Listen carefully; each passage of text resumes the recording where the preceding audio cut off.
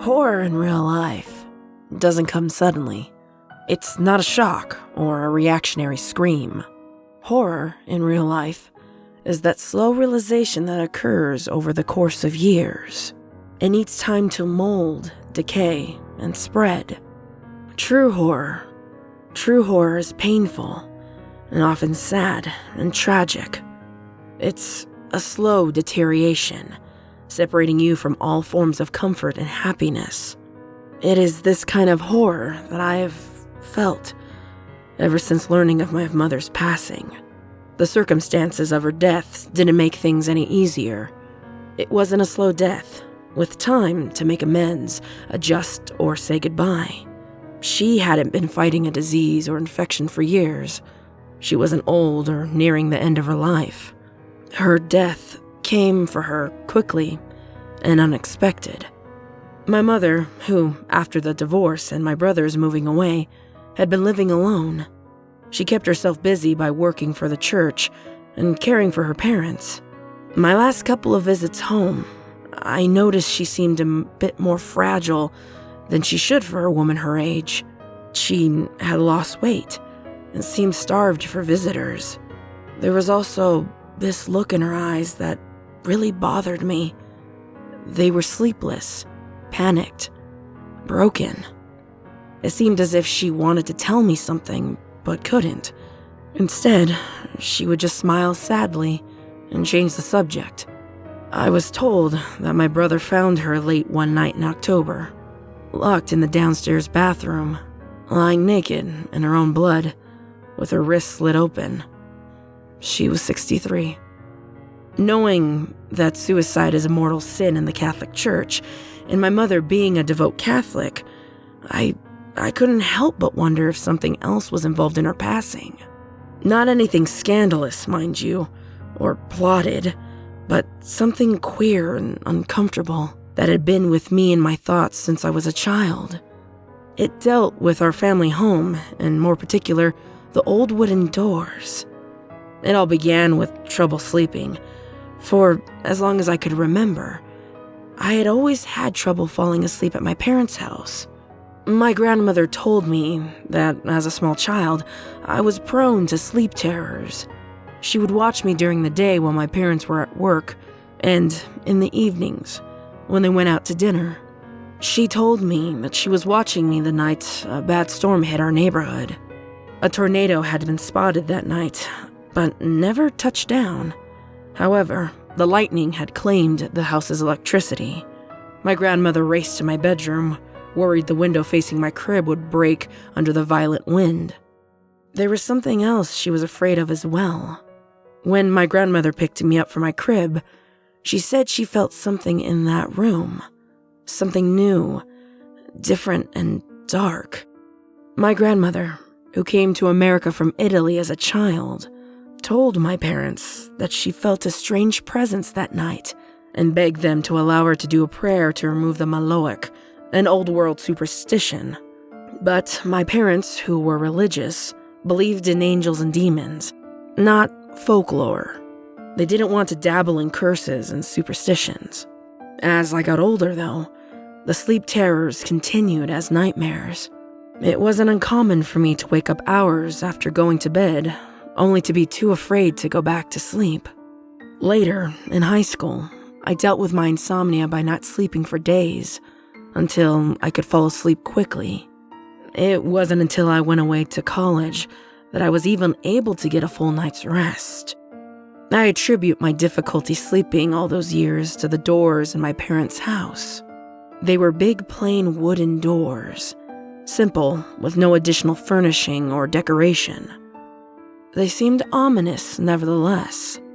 I would spend hours looking at the patterns in the grain, finding shapes and images in them like one would do with clouds.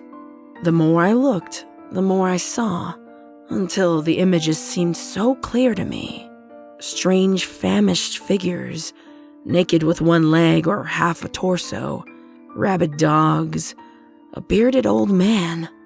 I saw faces too, wide-eyed, mouths open, sometimes made knots in the wood. The thing was, they were all suffering, as if the spirits of those things had somehow become trapped in the wood. The bathroom door on the first floor was the worst, though. It was positioned next to the door leading to the basement, and the lock on the doorknob was finicky. It would sometimes get stuck or give way, locking or unlocking by itself. The bathroom door also had one of the strangest designs. In the center of that door, there was what appeared to be a woman in intense pain, as if she was in labor. Her face was contorted and blurred with vertical lines of grain. Tearing its way out from what I could only imagine to be her stomach, in my childlike imagination, was this wide-eyed creature. I would sometimes see that bathroom door in my dreams as well. I had terrible nightmares where I was floating and desperately trying to get away from the bathroom. But I was being pulled backwards by an invisible force, unable to escape. It would suck me into the darkness of the room. The door would slam shut and lock before I would have a chance to wake up, panicked and out of breath. The nightmares and the lack of sleep only made my already active imagination worse. Strange images in the doorway weighed on me.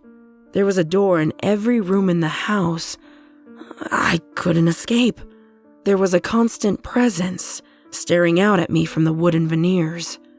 As a child, I began to see other things that found a way out of the trappings of the wooden frames. Not things that I could look directly at, but rather things that appeared in my peripheral vision. The kind of things that always begged to be questioned. Was someone there, or was it just my imagination getting the best of me? Over time, though, I got better at being watchful and looking without shifting my gaze. One night, though, when I was 6 years old, I went to my parents' bedroom, feeling guilty that I wasn't asleep yet. I needed to be reassured and comforted because, I had scared myself so badly. My mother gave me a hug and asked me what was wrong. I told her I was seeing things out of the corners of my eyes. She asked me about their appearance, but I couldn't get a good look at them. As soon as I turned my head, they were gone. She asked me when the last time was that I had seen one. I told her that there was one with us, now in the corner of the room. My mother looked over at what to her was an empty corner in her bedroom. She told me that maybe they were angels sent by God to watch and protect me, but they weren't. Something in the pit of my stomach would turn, and I would feel sick around them. They were motionless beings, staring blankly at me, only moving when I wasn't looking, slowly getting closer to me every time I looked away. I'd first discovered them in my peripheral vision outside my bedroom on the stairs, late at night when I couldn't sleep. I noticed the dark shape peeking over the top stair, its eyes glistening, where nothing should be. I would try and quickly shift my gaze to refocus on them, but they were always gone. I'd eventually look away and then find them again at my bedroom door, and then even closer at my desk, ever present, just outside of my sight. I decided that they must be demons, not the red-horned demons from cartoons, but something else. They seemed old, as if they were somehow misplaced, out of time. At night, when I would see them, I would be too afraid to move or do anything but stare blankly, not giving them a chance to move in any closer. Sometimes, though, I would hear them talk to me in my head. They would tell me to do things like wait in the corner of the room, or flood my mind with images of strange exotic places. I would sometimes do what they said, though nothing ever came of it. My mother panicked one afternoon when she couldn't find me. She had searched the entire house, and eventually she found me in the bedroom closet, facing the wall, where the voices had told me to wait. She was in tears when I told her about the voices, though. She bought me a rosary and asked if the demons were the reason I was having trouble sleeping. Eventually, my father blessed the house with holy water, room by room, as part of the celebration of Epiphany, recommended every year by the church. It was after this, however, when I was still seeing them, that my mother became bothered by my demons and the doors. It began to weigh on her as well. I grew up in a suburb just outside of Cleveland, in a working-class neighborhood, predominantly made up of Irish, Italians, and Slovenians, where religion was a very big part of my life. My parents were passionately involved in the church as well, and it was through them that I learned to take the sightings that I was having very seriously. Instead of denouncing my demons as part of my imagination, my fears were reinforced and their existence confirmed through the powers of faith and community. One night, we had a priest who was new to the parish over at our house to meet the family. After dinner, he asked me if there was anything I wanted to ask God for. I told him that there were demons in this house that hide in the doors, and I wanted them to go away. My parents shared a look of concern, as my mother tried to explain. The priest looked at the doors before he left and reassured me everything was okay. Later that evening, though, he spoke with my parents, and something was settled between the adults. A couple months later, my father did some small home renovations, which included replacing all the doors with white ones. It was relieving for the doors to finally be gone, and I thought I would now be rid of these strange creatures and be able to sleep. But it was too late. My mother told me that she was having nightmares now as well. Something about the doors, she would say. As I got older, I would read about possession of objects like the Annabelle doll, and how Native Americans believed in evil wood spirits. But I mostly ignored the demons, and I eventually stopped seeing them. Despite my mother's wishes, I no longer went to church, and I refused to talk about religious matters or anything involving strange things I had ever seen or felt in that house. I told myself that the horrors I faced as a child were due to my overactive imagination and strict religious upbringing. By the time I left for college, there had been no talks of doors, demons, or nightmares for a long time, although I would still occasionally get this sick feeling in my stomach late at night when I was near the downstairs bathroom door. My parents would later divorce, though, my mother keeping the house and working at the church. I moved away to work at Twin Falls.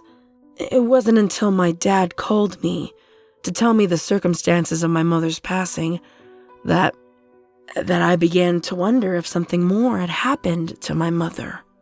I made the trip home to find that my neighborhood had been hit hard by the recession.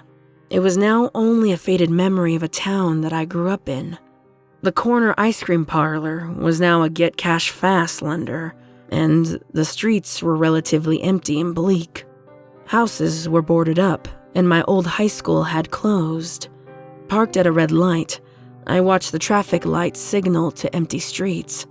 My parents' house even looked different, old and not as well kept up as when my father was living there. The grass had been overrun with weeds, and the siding was dirty. We stood in front of the house that afternoon after the funeral, my brother's father and I. My brothers explained to me how my mom had been stressed. Her mood swings had been violent, and her sleeping pattern was erratic. She would go long periods of time without sleeping, and then fall into a deep sleep for days. My brother told me how late one evening after work, he had gone over to our mother's house to check on her. It had been 2 or 3 in the morning by the time he had arrived and let himself in, but he found our mother in the kitchen making breakfast. He told me that she'd become confused about the time and had thought it was morning. He explained that she was trying different medications to help with her insomnia, and the doctors had thought that the mood swings and suicide had been a side effect. I told them about how I used to have trouble sleeping in that house and about the demons and the doors. They all laughed. They were too young to remember. I told them that I thought I was going to sleep better after Dad had replaced all the doors, but it really wasn't until college that I even slept well. But at that moment, my dad stopped me. He told me that he had never really replaced those doors. He just painted them all white.